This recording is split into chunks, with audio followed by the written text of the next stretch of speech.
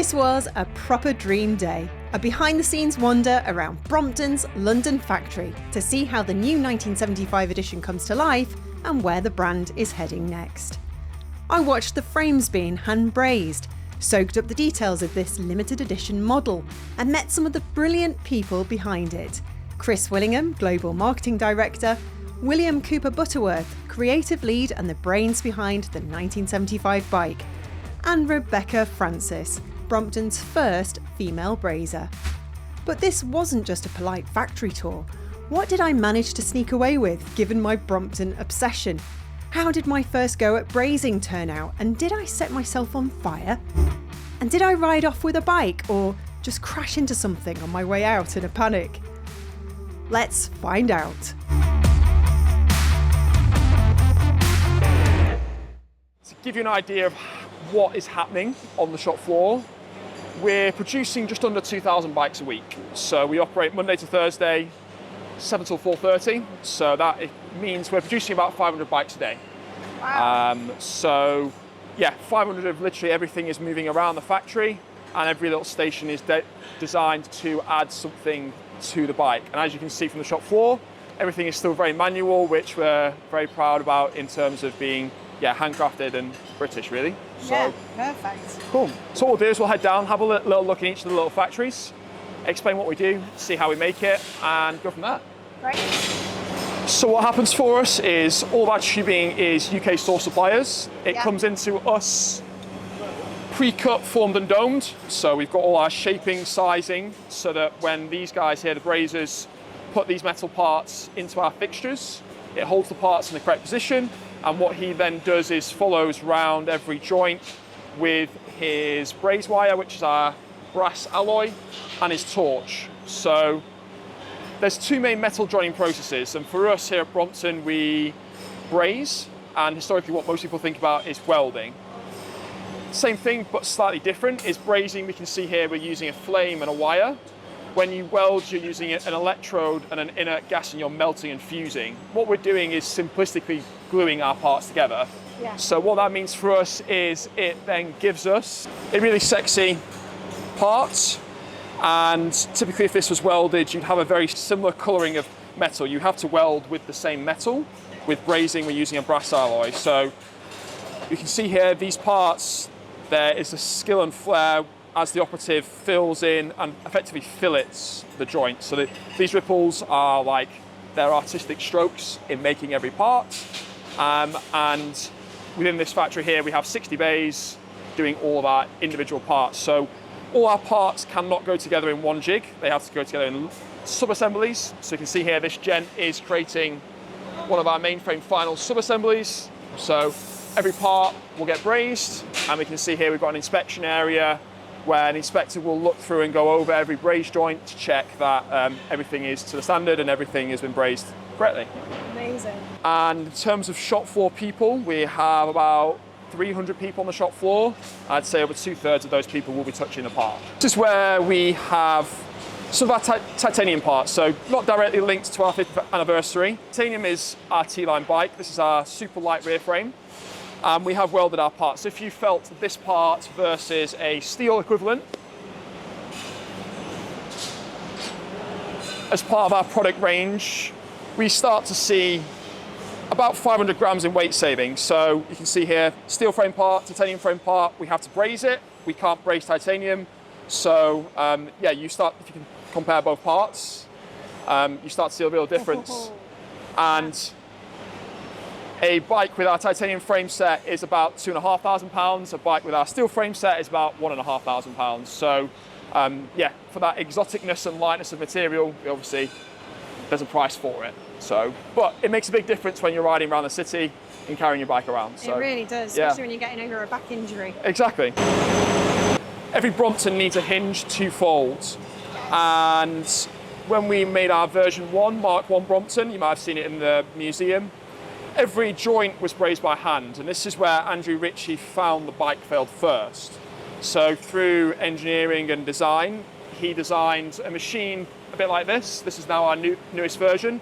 We call it our auto braze, but effectively our giant flamethrower. What it's doing is it's superheating our hinge. So you can see here it gets red hot and it melts and joins our tube and our hinge together. So this is the most stressed bit of our bike. And when we do it by hand, someone starts here, by the time they've got back to it, it's all cooled. So you don't have a true crystalline structure. So what this does is this superheats everything all at once, it melts all at once, it bonds all at once, and gives a really durable, strong joint. So, yeah. Have you ever cycled off with the Brompton not fixed right and then fallen off it like I have? So, all the inspections in the factory, we ensure that that does not happen. Yes, exactly.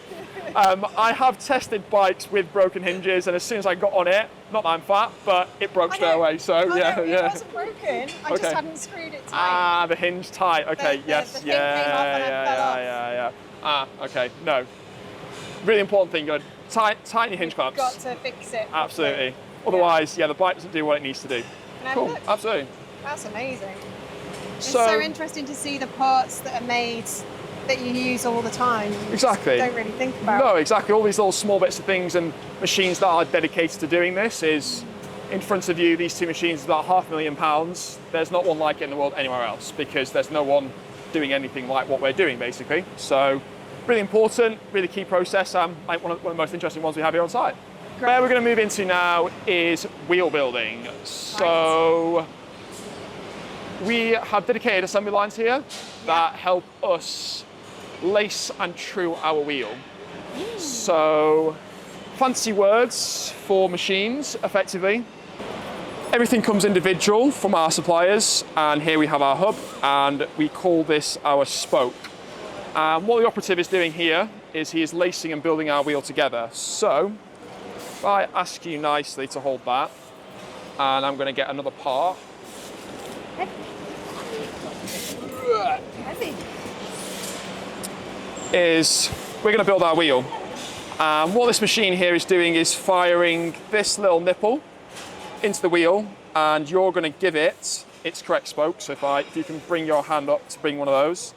Yeah. And effectively this machine is going to help the operative, and it's going to screw this little nipple onto the end of the wheel. So it will put it through the rim, it'll stick out here. I can't do it because of everything else, but what he will do is he will tell the machine or show the machine which spoke he needs, and he will bring his wheel together.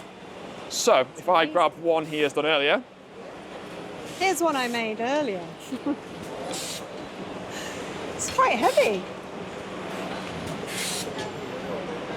And by magic I've made one. He has assembled his wheel, he's put all his nipples in, he's attached it and built it. And we can see here, there's a little bit of flex in this wheel. If I spun this, it probably is going to be a little bit wonky. Yeah, we can see that. So he will put about 70% of the wheel together in terms of tension. And then down the line in front of him, here we have a robot. And effectively, it's a fancy robot that has an algorithm. And it spins it, measures it, and goes, I need to tighten X bit of this wheel to bring it into alignment. So in terms of building, we can build a wheel in about 4 minutes. If you ever tried to do this by hand, you'll be here for hours. So these machines really help us in producing all the wheels that we need to, and we're the biggest manufacturer in the world of this wheel size. There's no one else making 2,000 BMXs in the world, so we're quite proud of that in what we do here on site. Brilliant. So each line of here, one line will do rear wheels, which is this. The line over here will do the front wheels. And this will feed then into our assembly line, which we'll go around and see very shortly. Okay. Cool.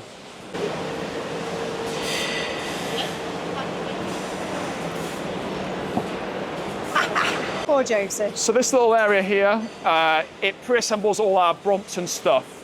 There's no parts in here that will fit on any other bike apart from a Brompton. Yeah. And theoretically right now we can build 20 million different Bromptons. Wow. So every different type that we make, every different colour could have a low, medium or high handlebar, a battery, reflector or dynamo lamp configuration. So one colour, one type just becomes thousands of bikes basically. So this area here is really key for us because it basically sorts specific parts together, and then when it comes to the line, they'll grab whichever part the bike needs. So the light station will grab, I need a battery light, I'll grab that, or dynamo or reflector. So a lot of complexity, but we handle it very well with all our different bits of systems and boxes on the shop floor. Okay. This is our powder coat paint plant. What we do is we paint with a powder, and if I just chucked a lot of powder on this, it's just going to fall to the floor. I won't have a pretty part. So we positively charge our powder, we negatively charge our parts. As we know, positive and negative attract, like magnets. Yeah. The powder sticks to the part, we pop it in the oven, and the oven melts the powder, and we get these really, really, really pretty paint finishes. So for our 50th, we did something special that we've not done before, is we did a two-tone lacquered finish. Yeah. So our parts normally will come out of our paint plant. It's the energy of this guy. In a solid colour finish. So we had to change our process, and to give the bike the look that we wanted, everything was done in different stages. So the blend of colours comes through like our brazing torch we might have seen in the factory before, it really shows off our 50 years of making our bike. Beautiful. Are you getting one of these? I sadly missed out on getting one, but I would have loved one. One thing I forgot to touch base on in our brazing factory is the stamping of our brazed parts. So there's a brazer ID on our frame parts, which is the initials of that brazer, and so the ID of what they've done. And effectively it's like their signature on their piece of artwork. Beautiful. So as well as that, we have also added into our 50th anniversary a brazer's coin, which again has the initials of the brazer and the stamping. So again, the same process we used to do our plates, we will have done our coins, and this is something extra that we are adding to our bike as part of our 50th anniversary. So a sweet little touch of the craftsmanship that goes into the bike. So this will sit on the front of your bike on your fork, which you'll see when you get your bike, basically. Sexy. So bits of bling. That's gorgeous. Exactly. Right. Cool. What's that over there? Behind us here is all the bikes that we're making every day. So a bike will sit here for a couple of days, and we, as soon as we can, try and get it out the door. So if we have a little peek at boxes, we'll see where all these bikes are going. Sorry, I thought you were looking up there. But... I thought I was like doing a little scene. Okay, fine. Okay, you got me. We have a little bit of pre-assembly, which will happen down here. We'll put some stickers on our bikes. It goes through some pressing and reaming operations. A really key thing for us at Brompton is because our bike folds. Oh wow, yeah, this is where it starts to really come together. This is where we see our bike come together. So I'm going to scoot that in production. That'll be on another bike another day. What we have at the end of here is our bike is now stickered. It's got some bearings in and a magic sleeve, which allows our post to slide up and down and allows your bike to fold. So what this means is when this bike now goes to the line, it'll get its front frame put on, and we start to bring a bike together. So we'll have a nose at the end of the line. We'll see every stage of our bike come together, and we start to see where the magic happens. This little area starts to pre-assemble our bike. So when these parts come to the line, you can see here we saw our wheels earlier. This now comes into a trolley, all pre-built, so that the operative will just grab it, put it into the bike. Same thing with our handlebars. Someone's pre-built it all. You got your brake levers on, all set up, so that they'll just grab it, pop it in. And that effectively streamlines how we build our bike. What we have in front of us is a 19 station line. So there's 19 people, each on a station. This is our little build slip, and this tells us what we're building, and will get sent around the line with the bike. So, for example, the man on station 8 here, he's setting brakes. He also needs to fit the cables. Yeah, he will need to look at which cables he needs to fit, because depending on your handlebar, it's a different height. If we do the maths, we run a takt, so that's our timer per station, of 1 minute and 38 seconds. And times that by 19 people, effectively means we build a bike in 30.6 minutes, I think it is. So pretty quick, and that is from station 1 all the way to adding everything to setting it up. We inspect it, we wipe it, fold it, put it in a box, and the box is up in the line. So that whole time is 30 minutes from start to finish, which, yeah, it really streamlined effectively. Kira, it's so lovely to meet you. You're the first female brazier. Yeah, I'm quite proud to be the first female brazier, actually. It's quite nice. How long have you been working here at Brompton? Well, in November it'll be 15 years, but I've been brazing for about 10 years, so yeah. What is it about this profession that you love so much? It's quite creative. It's a unique touch, so I'm a bit of a perfectionist, so I like to get things perfect. So it was a bit of a challenge at first, and also because they never had any females, even more of a challenge to prove that there was always a mark in the world that could be made no matter who you were and where you came from. So I was quite young, I was only 19, 20 at the time, so I had the world at the bottom of my feet really, and I just wanted to try something new, something challenging, and I grew to love it more as I got further in my career, I think, which became more part of me rather than just a job. This is very much a skill, isn't it? Yes, not anyone can just walk in and do it. I always say it's like being a heart surgeon. You either got it or you haven't. It's quite a hard challenge to overcome certain aspects of it, and you have to have a lot of patience. I can see that you do have a lot of patience, surrounded by quite a few men in here. Yeah, well, most of them I've probably taught as well. So now my career took a different change. I'm now the trainer, so I train a lot of the people that are here. It can be intimidating, but I think it's more you've got to have strong willpower to have a joke and a laugh and not take life too seriously, because men can be a little bit silly sometimes. So yeah. Sounds like I'd fit in. Yeah. I had 2 brothers and 2 sisters growing up, so it was nothing new to me to be around men and growing rough and tough. Love that. And is it like a family here? Yeah, I would always say my main objective in the company, whenever I meet anybody and say that it's like a big family. When we first began, it was a lot smaller. So everybody helped everybody. So there's not someone who hasn't had a part in helping someone develop as a brazier. Now it's obviously much bigger. There's a lot more people, but we tend to still have the same principle that we welcome everyone with open arms and we try and look after them as a team. I love that. And is it like any workplace, any kind of organisation? Is there always somebody that's the last person standing at a party? There's been a lot of people that have been here for quite a long time, like myself, and then there's quite a lot of new people, so it's quite diverse. That's nice. So we've got a fresh look. We've got people from all across the world. I've trained people who originally lived in India and now have come over recently, and I've trained them. So it is nice. I'm probably the last one standing at the party, probably. Do you know, there's a twinkle in your eye. I can tell you'd be good fun to go on a night out with. Yeah. Well, I don't know. You'd have to ask everyone else. All right, I will. How much time have we got?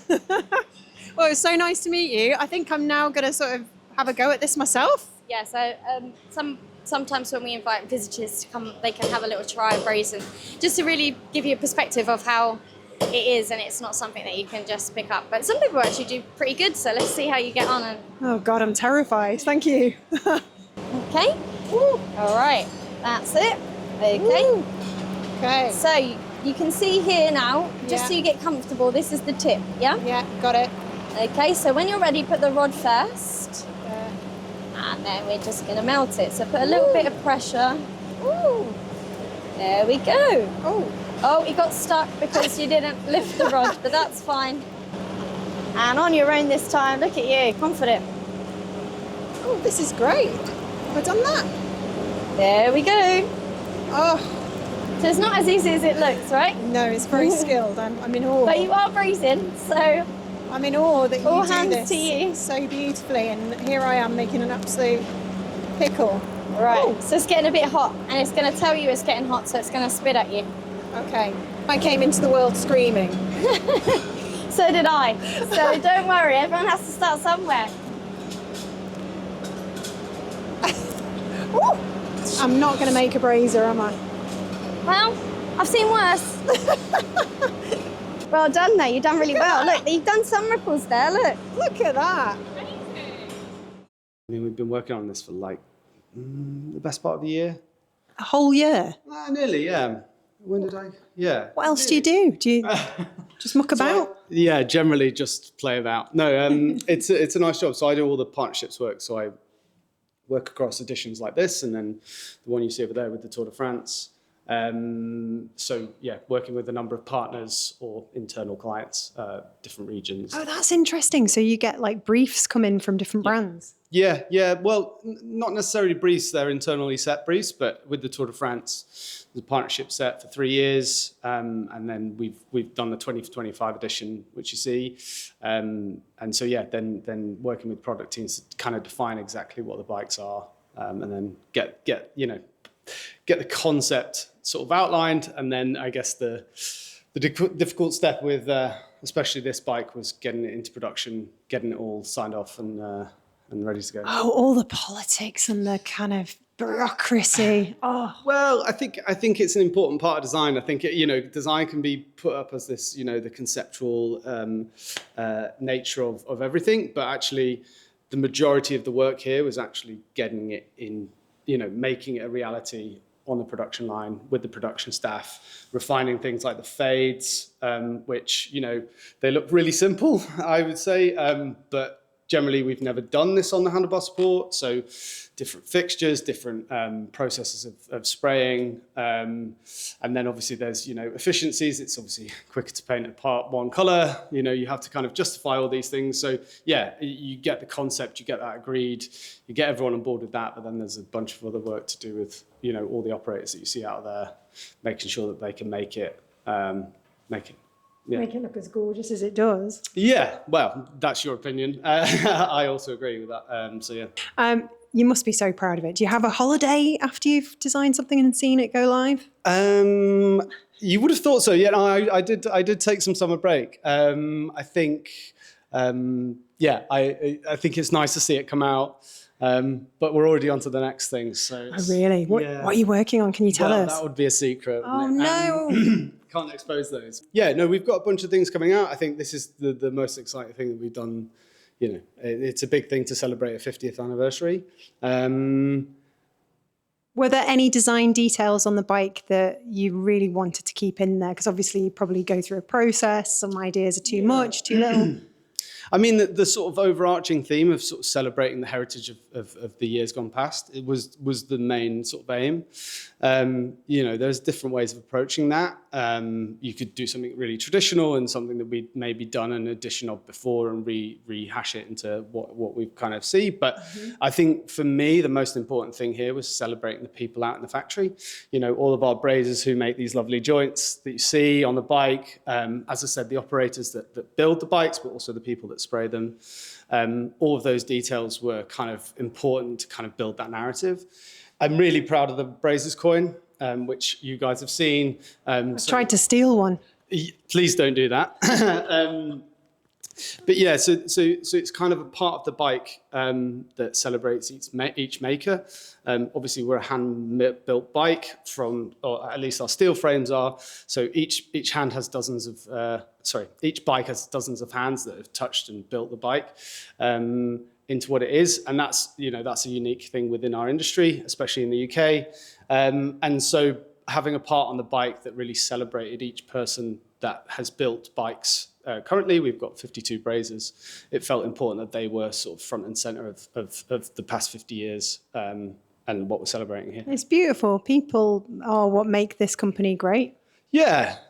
And as I say, we've got 52 brazers. They're all trained internally. So, brazing as a skill, generally in the UK bike industry, it's how sort of processes, the bikes were built. I think I don't misspeak when I say this. We're one of the only companies that have 52 brazers on site building bikes, or building frame parts at least. And so it's a craft that is really durable, because these bikes will last you 20, 30, maybe even more, 30 years. And yeah, it's a really important skill to keep going. Well, I'm amazed at it. It's 50 years. So proud. You must just absolutely love working here. It's a good place to work. It's a privilege to kind of get to explore this bike specifically, and celebrate all the things that we've kind of discussed. I'm a bike enthusiast, so it's a great place for me to be. Get to test new bikes, try new things, push new things through. It's keeps you on your toes. How many Bromptons have you got? Damn, you shouldn't put me on the spot like that. I've currently got two. I'm testing one, and I've built one. Oh, wow. So, yeah. So it's a nice thing within the design department. Obviously, we work with the bike. We have to understand how it all goes together. It gives us better context for when we're pushing things through to go onto the line, impacts of that. So the design department get the opportunity to build a bike, generally a one-off, because they're all made of different, leftover parts that we have. And then you assemble everything together. So yeah, I was lucky enough to kind of get that opportunity. When people ask you what you do for a living, what do you say? Design bikes. That's pretty standard. Yeah. Well, thank you so much. Thank you. Thanks. So there's been 50 years of Brompton. It's a big celebration. You've obviously just been here for a year, but how does it feel to be part of this amazing brand now? So exciting. We are celebrating 50 years as a British icon, started by one man who had a vision. He was so driven to find a solution to congestion, and he came up with this amazing, ingenious design, so simple, so beautiful, and it barely changed in 50 years. And there are millions around the world who now own Bromptons, and we are a loved brand. It's been amazing to watch all the amazing comments and congratulations come in from all over the world. Absolutely. I mean, I'm the proud owner of some Bromptons, quite a few now, actually. Thank you very much. And I spotted that letter that the inventor sent to Raleigh.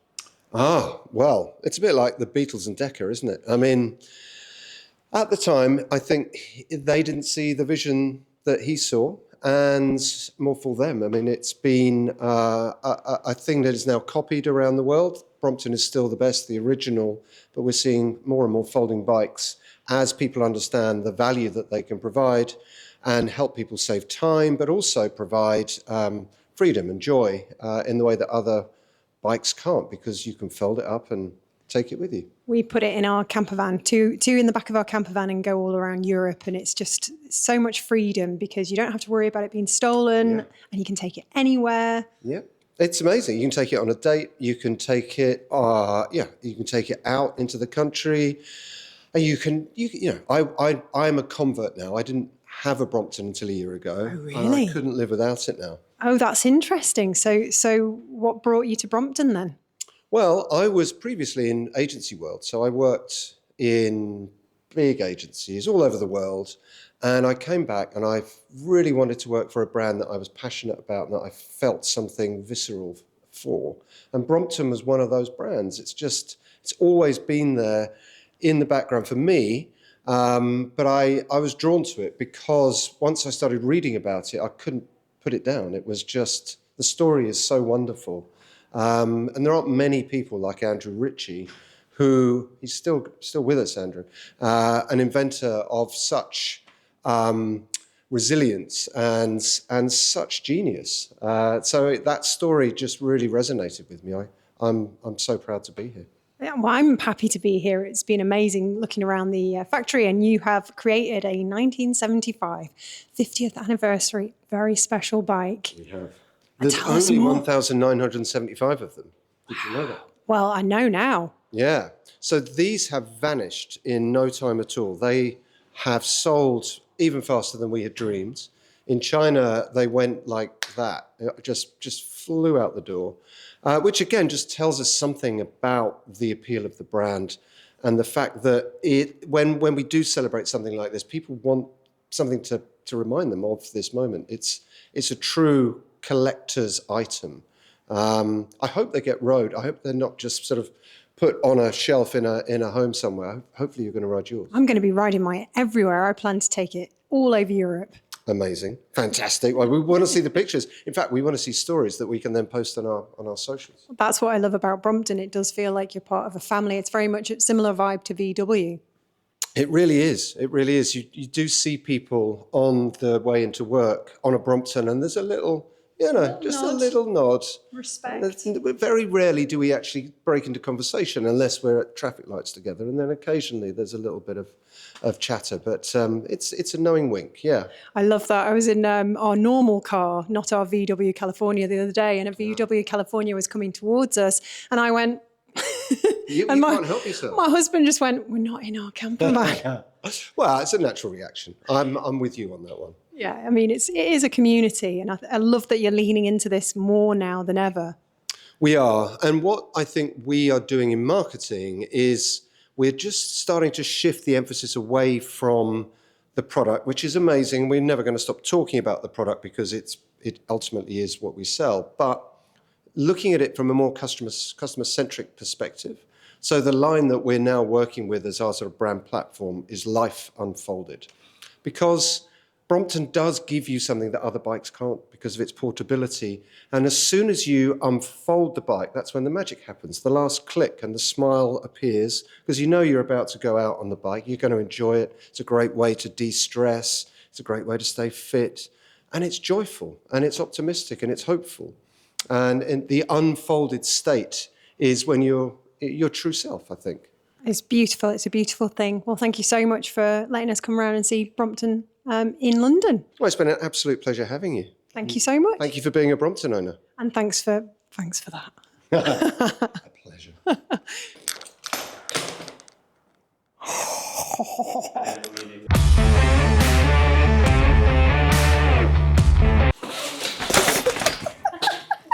And that's a wrap on my Brompton factory adventure.